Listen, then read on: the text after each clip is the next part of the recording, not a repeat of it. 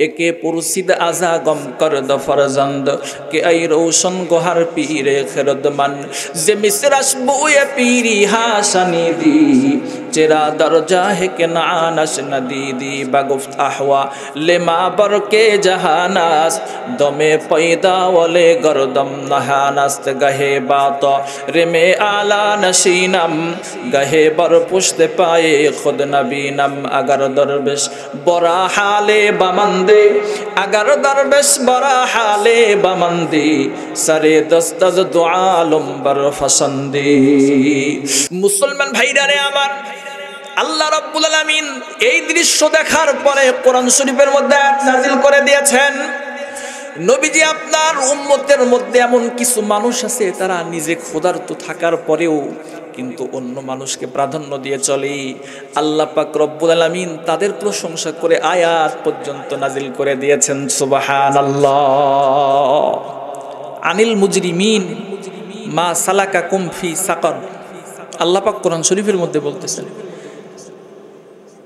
সতর্ক করার জন্য যেন এই সমস্ত দোষে আমরা দোষী না হই আল্লাহ বলতেছেন মা সালাকাকুম ফি সাকার জাহান্নামীদেরকে জিজ্ঞাসা করা হবে কোন জিনিস তোমাদেরকে আজকে জাহান্নামের মধ্যে নিয়ে আসছে তো তখন তারা চারটা দোষের কথা বলবে যে চারটা দোষের কারণে আমরা আজকে জাহান্নামে আসছি এক নম্বর দোষ হলো লামনাকু মিনাল মুসাল্লিন দুনিয়াতে আমরা মুসল্লি ছিলাম না নামাজ পড়তাম না এই কারণে জাহান্নামে আসছি তাহলে নামাজ অত্যন্ত গুরুত্বপূর্ণ একটি বিধান কথা বলেন বাপ কথা ঠিক না কালিমার পরে ইমানের পরে সবচেয়ে বড় গুরুত্বপূর্ণ বিধান যেটা সেটা হলো নামাজ আদায় করা নবীজি সাল্লাল্লাহু আলাইহি ওয়াসাল্লাম বলেন মুসলিম শরীফের 556 নম্বর হাদিস এক একটা নামাজের মধ্যে এক একটা ফজিলত নবী সাল্লাল্লাহু আলাইহি ওয়াসাল্লাম বর্ণনা করেছেন এই হাদিসের মধ্যে নবী বলেন মান সাল্লা সুবহা ফাহুয়া ফি জিম্মাতিল্লাহি যে ব্যক্তি ফজরের নামাজ পড়লো সে আল্লাহর জিম্মায় চলে গেল বলেন আল্লাহর জিম্মায় যদি কোনো ব্যক্তি থাকে তো তার সব চাহিদা পূরণ করবেন কে বাপ জোরে বলেন আল্লাহ তাআলা পূরণ করে দিবেন কথা বলেন ঠিক কি না মুসলিম শরীফের 557 নম্বর হাদিস নবীজি সাল্লাল্লাহু আলাইহি ওয়াসাল্লাম বলেন মান সাল্লাল ইশা ফি জামাআতিন কাআন্নামা কামা নিসফাল লাইল ওয়া মান সাল্লাস সুবহা ফি জামাআতিন কাআন্নামা সাল্লাল লাইলা কুল্লাহু নবীজি বলেন কোন ব্যক্তি যদি ইশার নামাজ এবং ফজরের নামাজ জামাতের সঙ্গে আদায় করে তো আল্লাহ পাক রব্বুল আলামিন ওই বান্দা বান্দিকে সারা রাত্র দাঁড়িয়ে দাঁড়িয়ে নফল নামাজ পড়লে যেই সওয়াব সেই সওয়াব আল্লাহ দান করেন সুবহানাল্লাহ বুখারী শরীফের 547 নম্বর হাদিস নবীজি সাল্লাল্লাহু আলাইহি ওয়াসাল্লাম বলেন মান সাল্লাল বারদাইন দাখালাল জান্নাহ যে ব্যক্তি দুই ঠান্ডার নামাজ আদায় করবে অর্থাৎ ফজর এবং ইশার নামাজ আদায় করবে তো নবী সাল্লাল্লাহু আলাইহি ওয়াসাল্লাম বলেন আল্লাহ পাক তাদেরকে জান্নাত দান করবেন জোরে বলেন সুবহানাল্লাহ তাহলে নামাজের এতগুলো বৈশিষ্ট্য আরো কত বৈশিষ্ট্য আল্লাহ পাক আয়াতের মধ্যে ঘোষণা করেছেন হাফিজু আলাস সালাওয়াতি ওয়াস সালাতিল বুসতা আমার বান্দারা তোমরা নামাজের ব্যাপারে খুব যত্নবান হও সতর্ক হও এইজন্য ঈমানের পরে সবচেয়ে মূল্যবান যেই আমল সেটা হলো সময় মতো নামাজ আদায় করা কি কথা বলেন ঠিক না নবী সাল্লাল্লাহু আলাইহি ওয়াসাল্লাম অন্য হাদিসের মধ্যে বলছেন আবু দাউদ শরীফের 561 নম্বর হাদিস নবী বলেন বাইনাল আবদি ওয়া বাইনাল কুফরি তারকুস সালাহ একজন বান্দা আল্লাহ পাকের বান্দা মুমিন এবং কুফরের মাঝে পার্থক্য হলো নামাজ তরক করা মুমিন নামাজ তরক করে না আর যারা কুফরিতে লিপ্ত হয় তারা নামাজ তরক করে তাহলে নামাজ অত্যন্ত গুরুত্বপূর্ণ একটি বিধান কথা বলেন ঠিক কি না তো নামাজ কেন পড়বো না আল্লাহ পাক আমাকে এত সুন্দর স্ট্রাকচার দান করেছেন আমার আপাদমস্তকে কত নাজ নিয়ামত দান করছেন আমাদের কাছ থেকে আল্লাহ পাক চান যে আল্লাহ পাকের গোলামিতে আমরা সময় ব্যয় করি কথা বলেন ঠিক না কত নিয়ামত দান করছেন প্রথমত নিয়ামত আল্লাহ পাক আমাদেরকে দান করছেন যে আল্লাহ আমাদের মুসলমান বানাইছেন কথা বলেন ঠিক না आदमियत दादाई बाजब मुसलमा कर दई आदमियत दादाई बाजब मुसलमा कर दई ऐ खुदा कुर्बा शवन एहसा बर एहसा कर दई ऐ खुदा कुर्बा शवन एहसा बर एहसा कर दई। मुसलमान भाईरा रे आमार আল্লাহ রব্বুল আলামিন আমাদের আপদমস্তকে কত সুন্দর সুন্দর নিয়ামত দান করেছেন। এই সুন্দর নিয়ামত দান করার পরে আল্লাহ পাক রব্বুল আলামিন বিভিন্ন সময় আমাদেরকে আদেশ করেছেন, বিভিন্ন সময়ে বিভিন্ন কাজ করার জন্য বলেছেন। তার মধ্যে একটা করণীয় কাজ হলো আল্লাহ পাকের হুকুম নামাজ আদায় করা, গুরুত্বপূর্ণ একটি বিধান। মুসলমান ভাইরা রে আমার, আমি আপনি আমাদের জীবন চলে এমন গতিবিধান এমন হয়েছে, নামাজ বর্জন করলে আমাদের মধ্যে কোনো আফসোস হয় না। কিন্তু নবী সাল্লাল্লাহু আলাইহি ওয়াসাল্লামের সাহাবীদের মাঝখানে সুস্থ অবস্থায় নামাজ পড়তে পড়তে এমন অভ্যস্ত হয়েছে, অসুস্থ অবস্থায় সুন্দর করে নামাজ যখন পড়তে পারে না, তখন তারা বলে এই জীবন রেখে আর লাভ নাই, যে এই জীবনে সুন্দর করে নামাজ পড়তে পারি না। আফসোস করে করে বলতো, হাই নামাজ সুন্দর করে পড়তে পারতেছি না, বেঁচে থাকে লাভটা কি, নামাজ যদি না পড়তে পারি। কেমন তাদের নামাজের প্রতি যত্নবান তেমন ছিলেন। যেমন কিতাবের মধ্যে আসছে, হযরত ওমর ফারুক রাদিয়াল্লাহু তাআলা আনহু তিনি যখন খলিফা হলেন, ওনাকে হত্যা করার জন্য এক মাজুসি গোলাম আবু লুলু পিছনে ওত পেতে ফজরের জামাত চলতেছে, এমন সময় পিছনে দাঁড়িয়ে আছে। আবু লুলু যখন দাঁড়িয়ে আছে, মুসলমান ভাইরা রে আমার, হযরত ওমর ফারুক রাদিয়াল্লাহু তাআলা আনহু যখন ফজরের নামাজ পড়াইতেছেন, এমন সময় পিছন দিক দিয়ে তরবারি দিয়ে যখন আঘাত করলেন, আঘাত করার সঙ্গে সঙ্গে খলিফাতুল মুসলিমিন হযরত ওমর ফারুক রাদিয়াল্লাহু তাআলা আনহুর পাকস্থলী কেটে গেছে। পাকস্থলী কাটার সাথে সাথে খাবার পেট দিয়ে বের হওয়া শুরু হয়েছে। মুসলমান ভাইরা রে আমার, সাহাবীদের মধ্য থেকে কোন একজন ব্যক্তি নামাজ পড়িয়ে দিলেন। পড়ানোর পরে খলিফাতুল মুসলিমিন হযরতে ওমর ফারুক রাদিয়াল্লাহু তাআলা আনহুকে ধরাধরি করার পরে যখন বাসায় নিয়েছে, সাহাবীদের মাঝখানে যখন সংবাদ ছড়িয়ে পড়েছে হযরত ওমর ফারুক রাদিয়াল্লাহু তাআলা আনহুর উপরে মাজুসি যখন আঘাত করেছে, পালিয়ে চলে গেছে, এক পর্যায়ে তাকেও যখন হত্যা করে ফেলেছে, সাহাবীরা সবাই রিক্ত হস্তে, কেউ বা হাতের মধ্যে অনেক কিছু নিয়ে হযরত ওমর ফারুক রাদিয়াল্লাহু তাআলা আনহুকে দেখার জন্য চলে আসছে। মুসলমান ভাইরা রে আমার, এমন সময় নবীজির নাতি হযরতে হাসান রাদিয়াল্লাহু তাআলা আনহু ওমর ফারুক রাদিয়াল্লাহু তাআলা আনহুর সামনে দাঁড়িয়ে আছেন, এমন সময় হযরত ওমর রাদিয়াল্লাহু তাআলা আনহুকে বলেন, খলিফাতুল মুসলিমিন, এখন তো আমি দেখতেছি আপনার চেহারার মধ্যে মালিন্যতার ছাপ, কেমন জানি আপনি টেনশনের মধ্যে পড়ে গেছেন। খলিফাতুল মুসলিমিন, আপনি কি জানেন না আমার নানা আপনার ব্যাপারে ঘোষণা দিয়েছেন, লাউ কানা বাদি নাবিয়্যুন লাকানা ওমর, আমার পরে যদি কোনো নবী হতো সে ওমর হতো। শুধুমাত্র তা নয়, আপনার জবানকে মেজাজে ওহী বলা হয়। আপনার সিদ্ধান্ত যে দুনিয়াতে দিয়েছেন আল্লাহ পাক রব্বুল আলামিন, আপনার সিদ্ধান্ত এবং আপনার পরামর্শ ভিত্তিক আল্লাহ পাক রব্বুল আলামিন একাধিক কোরআনের আয়াত নাজিল করে দিয়েছেন। মুসলমান ভাইরা রে আমার, হাসান রাদিয়াল্লাহু তাআলা আনহু বলেন, ও খলিফাতুল মুসলিমিন, আমার নবী শুধু তা বলে নাই, নবী সাল্লাল্লাহু আলাইহি ওয়াসাল্লাম আমার নানা বলছে, জান্নাতের মধ্যে মেরাজের রাতে আপনার জন্য সুন্দর ঘর আমার নানা দেখে এসেছেন। জোরে বলেন সুবহানাল্লাহ। এতটা ফ্যাসিলিটি আমার নানার মুখে আপনার ব্যাপারে শুনছি, তো আপনি এত বিচলিত পেরেশান কেন? মুসলমান ভাইরা রে আমার, হযরত ওমর রাদিয়াল্লাহু তাআলা আনহু বললেন, আমার মধ্যে বেচাইন পেরেশানি দুই কারণে।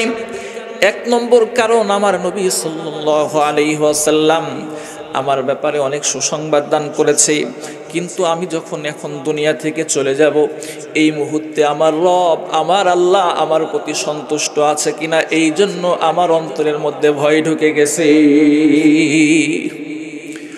मोहब्बत अपना मुझको ऐ खुदा दे, मुझे भी जामे उल्फत एक पिला दे, मुझे खोया मेरे अक्लो खिरद ने, खुदाया अपना दीवाना बना दे। मुसलमान भाईरा रे आमान, खलीफातुल मुस्लिमिन রাদিয়াল্লাহু তাআলা আনহুকে জোহরের ওয়াক্তে যখন তাকে নামাজ পড়ানোর জন্য উঠাইতেছে, খলিফাতুল মুসলিমিন তখন নামাজ পড়তে যখন পারতেছে না, এমন সময় তখন তিনি বলতেছেন, এই জীবনে বেঁচে থেকে লাভটা কি, যেই জীবনের মধ্যে সুন্দর করে নামাজ যদি না পড়তে পারি, এই জীবন আমার কোনোদিন দরকার নাই। জোরে বলেন সুবহানাল্লাহ। কি মহাব্বত নামাজের প্রতি ছিল। অসুস্থ হয়ে গেছে, নামাজ পড়তে পারতেছে না, ভিতরে অস্থিরতা তৈরি হয়ে গেছে। জোরে বলেন ঠিক কিনা? কতটা পেরেশানি। এই জন্য নামাজ গুরুত্বপূর্ণ একটি ইবাদত। নবী সাল্লাল্লাহু আলাইহি ওয়াসাল্লাম নামাজের ব্যাপারে যত্নবান হওয়ার জন্য উম্মতকে বলেছেন। সাহাবা আজমাইন হযরত আব্দুল্লাহ ইবনে জুবাইর রাদিয়াল্লাহু তাআলা আনহু বর্ণনা করেন, হাদিসের মধ্যে আসছে, তিনি বলেন আবু বকর সিদ্দিক রাদিয়াল্লাহু তাআলা আনহু যখন নামাজ পড়তেন, নফল নামাজে দাঁড়াতেন, তখন মনে হতো একটা খুঁটি দাঁড়িয়ে আছে, দীর্ঘ সময় পর্যন্ত দাঁড়িয়ে থাকতো। এরকম নামাজের প্রতি তারা যত্নবান ছিল। জোরে বলেন ঠিক কিনা? এই জন্য বাপ, আমাদের প্রত্যেকটা মানুষকে নামাজের প্রতি পূর্ণ যত্নবান হতে হবে। তাহলে এক নম্বর কারণ, আল্লাহর নবী বলেন, মুসলমান ভাইরা রে আমার, জাহান্নামী মানুষদেরকে যখন জিজ্ঞাসা করা হবে, মা সালাকাকুম ফি সাকার, কোন জিনিস তোমাদেরকে জাহান্নামে নিয়ে আসছি, এক নম্বর কারণ তারা বলবে, ক্বালু লাম নাকু মিনাল মুসাল্লিন, দুনিয়াতে আমরা নামাজ পড়তাম না, মুসল্লিদের অন্তর্ভুক্ত ছিলাম না। এক নম্বর তাদের দোষ থাকবে, তারা নামাজ পড়তো না। দুই নম্বর তাদের দোষ থাকবে, ওয়ালাম নাকু নুতঈমুল মিসকিন, মিসকিনদেরকে আমরা খাবার দিতাম না, এই জন্য আজকে আমরা জাহান্নামের মধ্যে আসছি। অথচ আল্লাহ পাক রব্বুল আলামিন বলেন, ওয়াফি আমওয়ালিকুম হাক্কুল লিসাইলিন, তোমাদের সম্পদের মধ্যে গরিব মিসকিন ফকিরদের জন্য আল্লাহ হক রেখে দিয়েছেন। সুবহানাল্লাহ। আজকে রাষ্ট্র থেকে নিয়ে রাজপথ পর্যন্ত প্রত্যেকটা সেক্টরে অন্যের হক মারার প্রবণতা থাকার কারণে, সব জায়গায় অন্যের হক মারার কারণে আজকে রাষ্ট্র থেকে নিয়ে রাজপথ পর্যন্ত প্রত্যেকটা সেক্টরে অশান্তির দাবানল দাও দাও করে জ্বলতেছে। কথা বলেন ঠিক কিনা? এই জন্য আজকে যদি এই সমাজকে সংশোধন করতে হয়, আজকে যদি ইসলাম ভিত্তিক সমাজ প্রতিষ্ঠা করতে হয়, ইসলাম যেই হক গরিবদেরকে দান করেছে, রাষ্ট্র থেকে নিয়ে রাজপথ পর্যন্ত যদি এই হক প্রতিষ্ঠা করা হয়, আল্লাহর ফজল ও করমে প্রত্যেকটা রন্ধে রন্ধে শান্তি আল্লাহ পাক রব্বুল আলামিন পৌঁছায় দিবে। জোরে বলেন ঠিক কিনা? এই জন্য মিসকিনদেরকে কখনো ধমক দেওয়া যাবে না। মিসকিন যখন আসবে তাদেরকে খানা খাওয়ার জন্য ব্যবস্থা করা।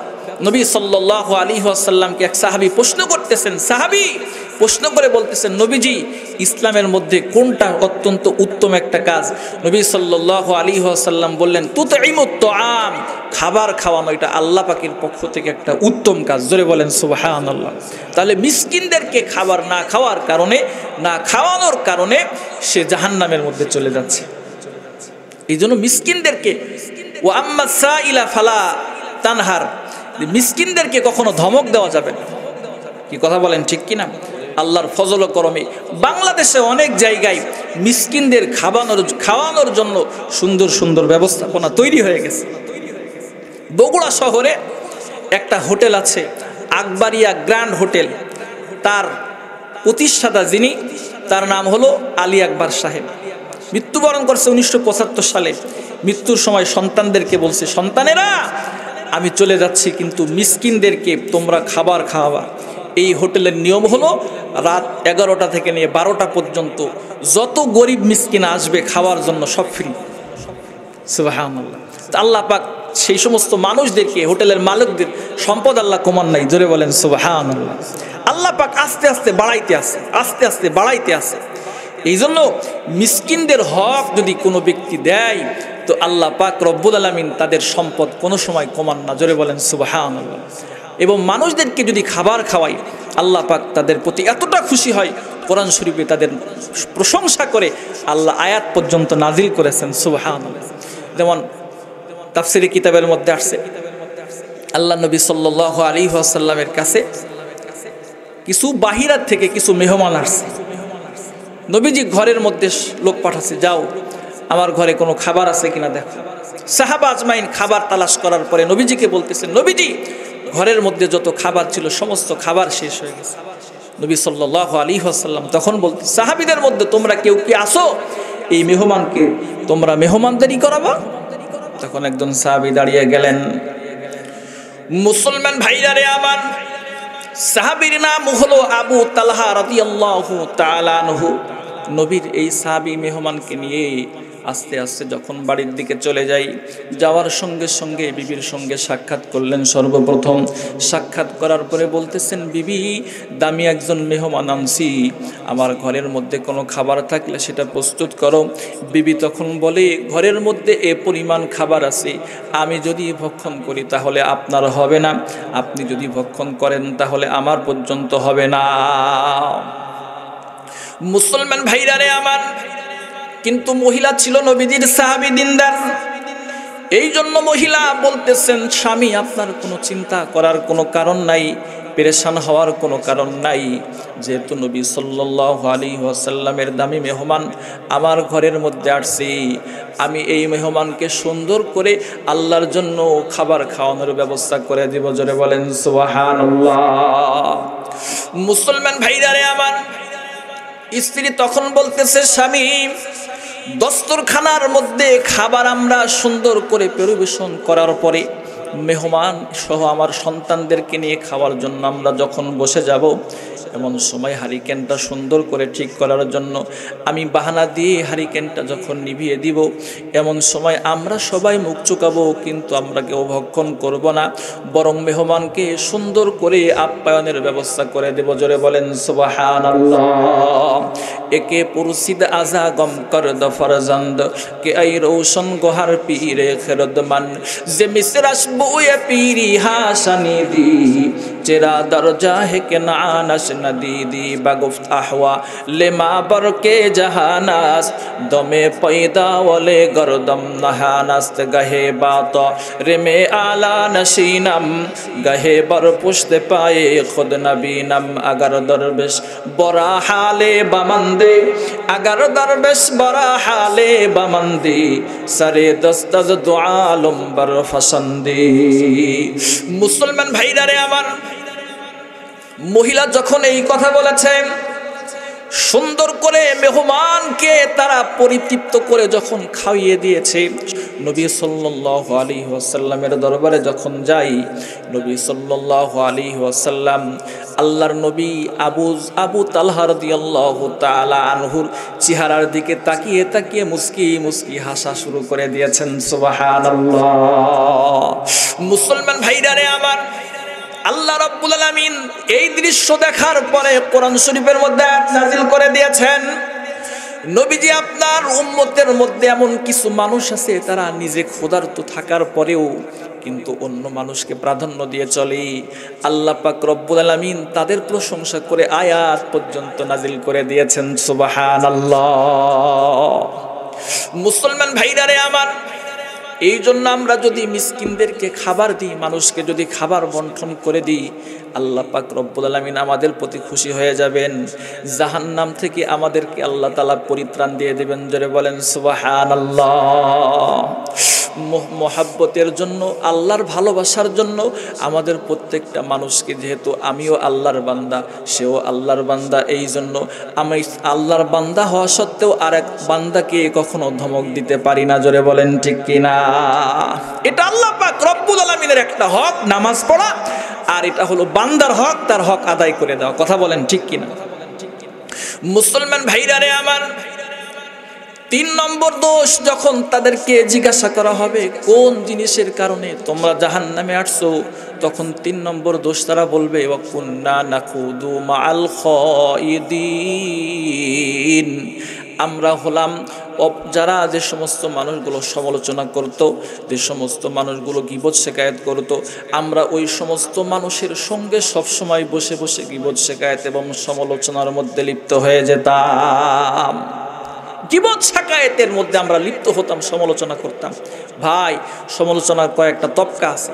একটা হলো যে সমালোচনা করে সে ব্যক্তি নিজের, আর একটা হলো যার সামনে সমালোচনা করতেছে সে একটা ব্যক্তি, আর যার সম্পর্কে সমালোচনা করে সে আর একটা ব্যক্তি। নিজে যদি সমালোচনা করে তার উদ্দেশ্য হলো যার সমালোচনা করে তার অনিষ্ট থেকে বাঁচার জন্য যদি সে নিয়ত করে, তাহলে এ ধরনের সমালোচনা করা যায়। যেমন কোর্টে যখন জজ সাহেবের সামনে আসামির বিপক্ষে সমালোচনা করা হয়, আসামি থাকে না কেন? তার এই দোষ থেকে বাঁচার জন্য। 2 নম্বর, এমন ব্যক্তির কাছে সমালোচনা করা যার ব্যাপারে সেই ব্যক্তি যেন তাকে সতর্ক করে ভালো হওয়ার জন্য। যেমন কোনো ছাত্র শিক্ষকের কাছে অন্য এক ছাত্রের ব্যাপারে সমালোচনা করছে, তাকে শাসন করার জন্য, এটাও করা যায়। আরেকটা হলো কোনো জাতি কোনো ব্যক্তির দ্বারা যদি বিভ্রান্ত হয়, তাহলে জাতিকে সতর্ক করার জন্য সমালোচনা করা যায়। যেমন কাদিয়ানি ফেরকা শেষ নবী মানতেছে না, নবী সাল্লাল্লাহু আলাইহি ওয়াসাল্লামের নবুয়তের উপরে আঘাত এনে তারা কথা বলতেছে, জাতিকে সতর্ক করার জন্য কাদিয়ানিদের বিরুদ্ধে বলতেই হবে। এই 3 কোয়ালিটির সমালোচনা জায়েজ। আর একটা হলো তাকে সতর্ক করা উদ্দেশ্য নয়, নিজে সতর্ক হওয়া উদ্দেশ্য নয়, বাঁচা উদ্দেশ্য নয়, জাতিকে সতর্ক করা উদ্দেশ্য নয়, বরং তার অযথা তার সমালোচনা করা হয়। এই ধরনের সমালোচনা করা সম্পূর্ণ হারাম এবং কবিরা গুনাহ। এই জন্য আল্লাহ পাক রব্বুল আলামিন বলেন, মুসলমান ভাইরা রে আমার, এই সমস্ত পাপীগুলো বলবে ওয়া কুন্না নাখুদু মাআল খাইদিন, আমরা সব সময় সমালোচনা করার মধ্যে লিপ্ত হতাম। অনেক মানুষ এমন আছে বিভিন্ন সময় ফাহিশা কথার মধ্যে, এমনকি বেহুদা কথার মধ্যে, চায়ের স্টলের মধ্যে, গল্প গুজবের মধ্যে লিপ্ত হয়ে যায়, ঠিক কিনা বাপ? এই জন্য আমাদের জবানটাকে সুন্দর করতে হবে, সমালোচনা করা থেকে, গালিগালাজ করা থেকে সব সময় আমাদেরকে সতর্ক থাকতে হবে। মুসলমান ভাইরা রে আমার, 4 নম্বর দোষের কথা তারা বলেন, ওয়া কুন্না নুকাযযিবু বিয়াউমিদ্দিন, আমরা কিয়ামতের দিবসের ব্যাপারে মিথ্যা প্রতিপন্ন করতাম। হাত্তা আতানাল ইয়াকিন, এমন পর্যায়ে আমাদের কাছে মৃত্যু পর্যন্ত এসে গেছে, আর আমরা সতর্ক হইতে পারি নাই। মুসলমান ভাইরা রে আমার, আল্লাহ রাব্বুল আলামিন হাসরের ময়দানে আমাদের প্রত্যেকটা মানুষকে তুলবেন। আখিরাতের ময়দানকে আল্লাহ পাক রব্বুল আলামিন যেই বিস্তৃত করবেন, সেখানে সমস্ত মানুষদেরকে উত্তোলন করবেন। এই জন্য আখিরাতের ময়দানের জন্য আমাদের প্রত্যেকটা মানুষকে সে আখিরাতের সামানা প্রস্তুত করে কিন্তু কবরে যাওয়া লাগবে। জোরে বলেন ঠিক কিনা? মুখদা কো হাই দেখানা এক দিন, কবর মে হোগা ঠিকানা এক দিন, দারে ফানি কি সজাওট পর না যা নেকিयों से अपने असली घर सजा। মুসলমান ভাইরা রে আমার, ওই আখিরাতকে কখনো অস্বীকার করার মতো কোনো কারণ নাই। দুনিয়াতে যত সম্প্রদায় আছে, সমস্ত সম্প্রদায় সব কিছু অস্বীকার করতে পারে, কিন্তু তারা মৃত্যুকে কখনো অস্বীকার করতে পারে না। আখিরাতকে পর্যন্ত তারা অস্বীকার করে। কিন্তু আল্লাহ পাক রব্বুল আলামিন বলেন, যে সমস্ত মানুষগুলো আখিরাতকে অস্বীকার করবে, আল্লাহ পাক রব্বুল আলামিন তাদেরকে জাহান্নামের মধ্যে ফালায়া দিবে। জোরে বলেন নাউযুবিল্লাহ। মুসলমান ভাইরা রে আমার, এই জন্য আখিরাতের প্রস্তুতি গ্রহণ করে আমাদের প্রত্যেকটা মানুষকে চলতে হবে। যখন মালাকুল মউত আসবে, তখন আমরা যতই সতর্ক হই না কেন, তখন আর কোনো কাজ কিন্তু হবে না। জোরে বলেন ঠিক কিনা? মউত জিস দিন আ গাই দুনিয়া কি হালত ক্যা হুই, रूहे तन से उड़ गई मुर्दा की हालत क्या हुई, रूहे तन से उड़ गई मुर्दा की हालत क्या हुई। जब मलाकुल मौत आवेगे तुम्हारे सामने, फिर तुम्हें फुर्सत ना मिलेगी लब हिलाने के लिए, फिर तुम्हें फुर्सत ना मिलेगी लब हिलाने के लिए। मुसलमान भाईरा रे আমার, মালাকুল মউত যখন চলে আসবে আমার আপনার সামনে, তখন আমরা যতই সুযোগ চাই না কেন, আমাদেরকে সুযোগ দেওয়া হোক, আমার এখনো বয়স হয় নাই, আমি এখনো সময় আমার আছে, যতই অজুহাত চাওয়াক না হোক না কেন, এক জাররা পরিমাণ সময় কিন্তু দেওয়া হবে না। জোরে বলেন ঠিক কিনা? লিকুল্লি উম্মাতিন আজাল ইদা জাআ আজালুহুম লা ইস্তাখিরুনা সাআতাও ওয়া লা ইস্তাকদিমুন। আল্লাহ বলেন প্রত্যেকটা ব্যক্তির জন্য নির্ধারিত সময় আছে, যখন সেই নির্ধারিত সময় থাকবে আসবে তখন তার এক সেকেন্ডে এদিকে ওদিকে করা হবে না। জোরে বলেন ঠিক কিনা? মুসলমান ভাইরা রে আমার, এই জন্য আমাদের প্রত্যেকটা মানুষকে সেই আখিরাতের জন্য আমাদের তৈয়ার করতে হবে। আমি যদি সেই আখিরাতের জন্য প্রস্তুত থাকতে পারি, আল্লাহ পাক রব্বুল আলামিন আমাদের প্রত্যেকটা মানুষকে সেই জান্নাতের মালিকানা দান করে দিবেন। সুবহানাল্লাহ। আখিরাতের জন্য বাপ আমরা বিভিন্ন সময়ে রাস্তাঘাটে যখন চায়ের স্থলে বলে বেড়াই যে আমার বয়স কত জানো, কয় কত বয়স, কয় আমার বয়স 60, কেউ বলে 70 বছর। আসলে 60 বছর 70 বছর হয় নাই, বরং তার জীবন থেকে মূল্যবান 60-70 বছর পার হয়ে গেল। কথা বলেন ঠিক কিনা? মানুষের হায়াত বাড়তেছে নাকি কমতেছে? জোরে বলেন। হায়াত আস্তে আস্তে কমে যাচ্ছে, হায়াত কমে কমে আমরা কবরের নিকটবর্তী হচ্ছি। 70 বছর হয়ে গেল মানে কি? 70 বছর আমার জিন্দেগি থেকে হায়াত শেষ হয়ে গেল। কথা বলেন ঠিক কিনা? এই জন্য আমাদের প্রত্যেকটা মানুষকে খুব চিন্তা ভাবনা করে কদম ফেলা লাগবে। কদম সোয়ে মারকাদ নজর সোয়ে দুনিয়া, कदम सोए मरकद नजर सोए दुनिया, किधर जा रहा है किधर देखता है, किधर जा रहा है किधर देखता है। মুসলমান ভাইরা রে আমার, এই জন্য আমাদের প্রত্যেকটা মানুষকে যেহেতু আখিরাতে যাওয়া লাগবে, এই জন্য সেই আখিরাতের সামানা প্রস্তুত করে যাওয়া লাগবে। আমি আপনি সেই আখিরাতের সামানা যদি প্রস্তুত করে যেতে পারি, আল্লাহ পাক রব্বুল আলামিন আমাদেরকে সফলতা দান করে দিবেন। সুবহানাল্লাহ। আল্লাহ পাক সেই দিন যে আমাদেরকে উত্তোলন করবে, সেই কিয়ামতের দিবসের ব্যাপারে তারা মিথ্যা প্রতিপন্ন করত। আল্লাহ যে আমাদেরকে আখিরাতে তুলবেন এ ব্যাপারে কোনো সন্দেহ আছে বাপ? কোনো সন্দেহ নাই, উঠতেই হবে, উঠতেই হবে। আল্লাহ পাক রব্বুল আলামিন যে কোরআন শরীফের মধ্যে বলছে, আল্লাহ পাক রব্বুল আলামিন যে তুলবেন, সেই দিন যত যাই করি না কেন কোনো কাজ হবে না, আফসোস করা ছাড়া আর কোনো কাজ হবে না, সব শেষ হয়ে যাবে। पहाड़े फाड़ जाएगी ज़मी पर जलजला होगा, मोहम्मद तख्ते पर होगे अदालत पर खुदा होगा, मोहम्मद तख्ते पर होगे अदालत पर खुदा होगा।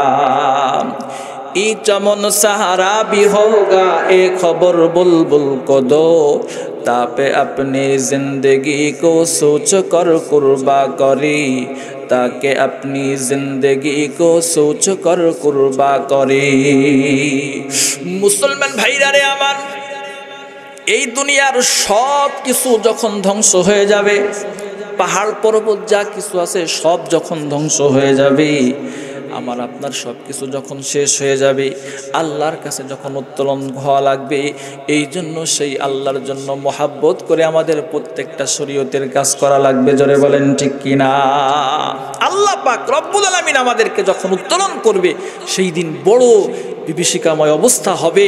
সেই দিন থেকে বাঁচতে হলে গুনাহ থেকে আমাদেরকে প্রত্যেকটা মানুষকে সরে সরে আসতে হবে। যদি গুনাহ থেকে সরে সরে আসতে পারি, তো আল্লাহ পাক রব্বুল আলামিন আমাদের সব মানুষদেরকে সেই হাসরের ময়দানে এত বিভীষিকাময় অবস্থায়ও আল্লাহ পাক রব্বুল আলামিন আমাদেরকে জাহান্নাম থেকে বাঁচায় দেবেন। কথা বলেন ঠিক কিনা? এই জন্য আমাদের প্রত্যেকটা মানুষকে আমাদের সতর্ক অবস্থায় চলা লাগবে। মুসলমান ভাইরা রে আমার, আমি আপনি দুনিয়াতে বড় বিল্ডিং বানালাম, বড় 10 তলা 20 তলা পাইলিং করে বিল্ডিং বানালাম, বানানোর পরে কোনো বান্দাবান্দি যখন দুনিয়া থেকে চলে যায়, সমস্ত মালিকানা রেখে সে রিক্ত হস্তে চলে যায়। যত কিছু সম্পদ সেখানে ব্যয় করলো, এক জাররা পরিমাণ সম্পদ নিয়ে সে কিন্তু কবরে যাইতে পারবে না। জোরে বলেন ঠিক কিনা? মুসলমান ভাইরা রে আমার, এই জন্য আমি আপনি যদি এই দুনিয়ার হায়াতে থাকা অবস্থায় আমার এই আমলটাকে সুন্দর করে সাজায় নিতে পারি, এটা আমার কবরে যাবে, হাসর, মিজান, ফুলসিরাতে সব জায়গায় আল্লাহ পাক রব্বুল আলামিন ব্যবস্থা করে দিবেন। সুবহানাল্লাহ। কুওয়াতে নেকি নাদারি বদমাকুন, কুওয়াতে নেকি নাদারি বদমাকুন, বরওজুদে খুদ সতম বেহদ মাকুন, বরওজুদে খুদ সতম বেহদ মাকুন। মুসলমান ভাইরা রে আমার, এ দুনিয়ার মানুষ, তোমার যদি নেক কাজ করার শক্তি না থাকে, অন্তত গুনার কাজ করে নিজের অস্তিত্বের উপর জুলুম করো না। এই জন্য আমাদের প্রত্যেকটা মানুষকে আমাদের গুনার কাজ ছেড়ে নেকির কাজ করা লাগবে। আল্লাহ পাক রব্বুল আলামিন বলেন, মান আমিলা সলিহান ফালিনাফসিহি ওয়া মান আসা ফালাইহা ওয়া মা রাব্বুকা বিযাল্লামিল লিল আবিদ।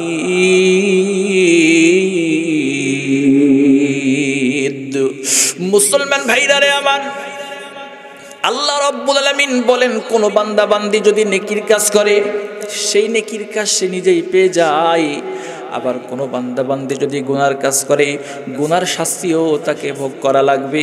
আল্লাহ পাক রব্বুল আলামিন বলেন, ওয়া মা রাব্বুকা বিযাল্লামিল লিল আবিদ। আল্লাহ পাক রব্বুল আলামিন যারা পরিমাণ কোনো বান্দার উপর জুলুম করবেন না।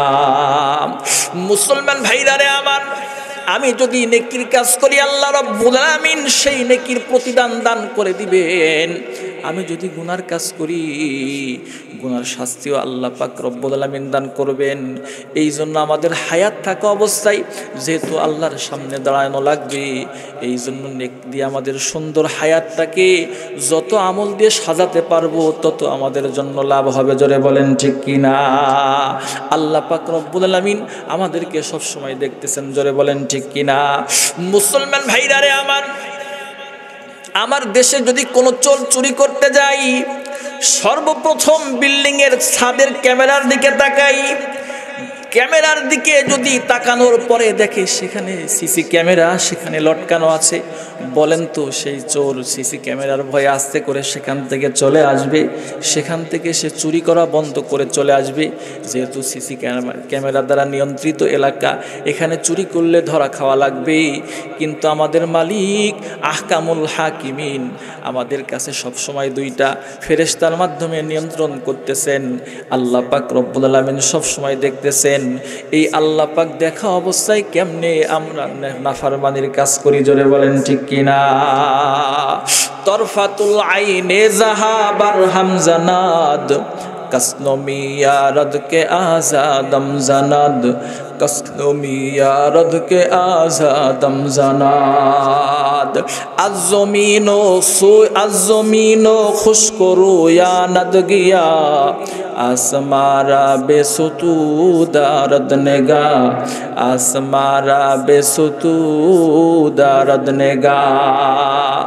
मुसलमान भाईरा रे आमान, দুনিয়াতে কোনো বান্দা বান্দি যদি সিসি ক্যামেরার ভয়ে যদি গুনার কাজ না করতে পারে, অপরাধ যদি না করতে পারে, আল্লাহ পাক রব্বুল আলামিন আমাদেরকে দেখতেছে, এই খেয়াল যদি কোনো বান্দির মধ্যে এসে যায়, আল্লাহর ফজলে ওই বান্দা বান্দি কোনো দিন আল্লাহর কাছে, আল্লাহর সামনে যে আল্লাহ আমাকে দেখতেছে, এই ভাব যখন তৈরি হবে, জীবনে কোনো দিন গুনার কাজ সে করতে পারে না। জোরে বলেন ঠিক কিনা? এই জন্য আখিরাতের প্রস্তুতি গ্রহণ করতে হবে। নামাজ আমাদের যত্ন সহকারে পড়তে হবে, মিসকিনদের হক আদায় করতে হবে এবং অপরাধী সমালোচনাকারীদের থেকে দূরে সরে থাকতে হবে এবং আখিরাতের প্রতি যত্নবান হতে হবে। যারা এই আখিরাতকে অস্বীকার করে তাদের কাছ থেকে দূরে দূরে চলতে হবে। কথা বলেন ঠিক কিনা? আল্লাহকে ভয় করে সব সময় চলতে হবে।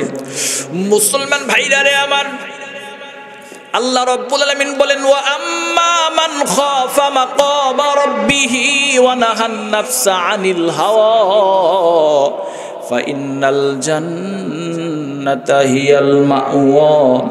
আল্লাহ পাক রব্বুল আলামিন বলেন, যে সমস্ত বান্দা বান্দিগুলো আল্লাহর সামনে দাঁড়ানো লাগবে এই ভয় করে, গুনাহ থেকে ফিরে ফিরে চলে, আল্লাহ বলেন তাদের ঠিকানা আমি বানাইছি জান্নাত। জোরে বলেন সুবহানাল্লাহ। মুসলমান ভাইরা রে আমার, তাফসীরে কুরতুবীর সরার মধ্যে লেখে, এই আয়াতের তাফসীর করতে গিয়ে আল্লামা কুরতুবী রহমতুল্লাহি আলাইহি হাসিয়ার মধ্যে তিনি লিখেছেন, ইমাম শাফি রহমতুল্লাহি আলাইহির জামানার মধ্যে স্বামী স্ত্রী দুইজন এক পর্যায়ে ঝগড়া হয়েছে।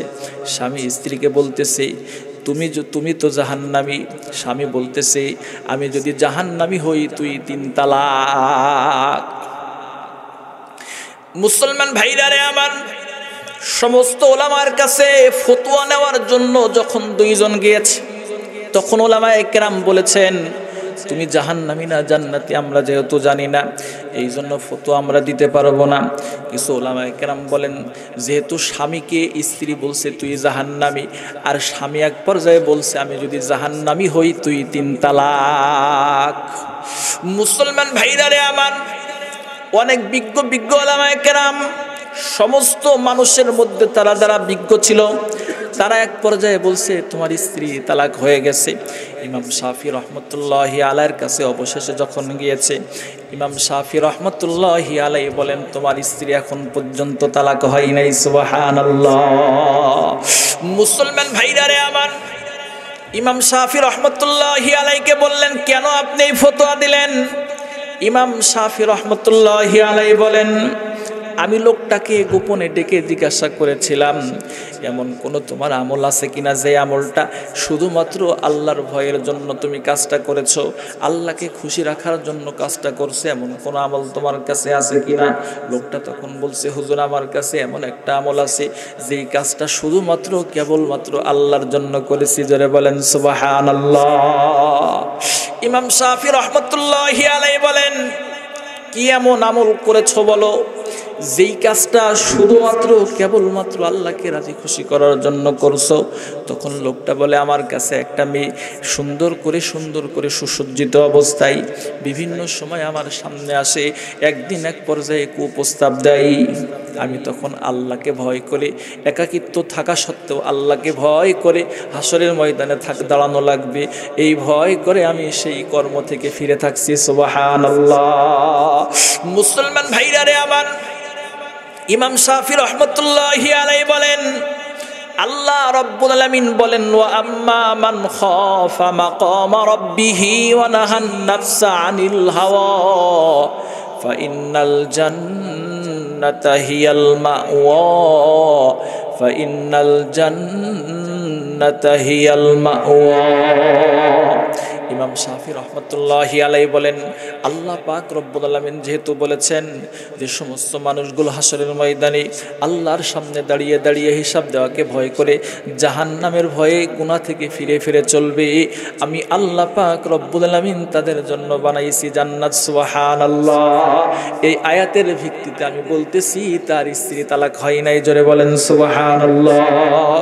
মুসলমান ভাইরা রে আমার, এই জন্য প্রত্যেকটা মানুষের মধ্যে যদি আল্লাহর ভয় এসে যায়, তার মধ্যে গুনাহ করার স্পৃহা আস্তে আস্তে কমতে থাকে। এই জন্য আমাদের প্রত্যেকটা মানুষকে আল্লাহর ভয় কামনা করতে হবে, আল্লাহর জন্য মোহাব্বত কামনা করতে হবে। মোহাব্বত আপনা মুঝকো আয়ে খোদা দে, মুঝে বেজা মে উলফত এক পিলা দে, মুঝে বেজা মে উলফত এক পিলা দে, মুঝে खोया मेरे अक्लो खिरद ने, खुदाया अपना दीवाना बना दे, खुदाया अपना दीवाना बना दे।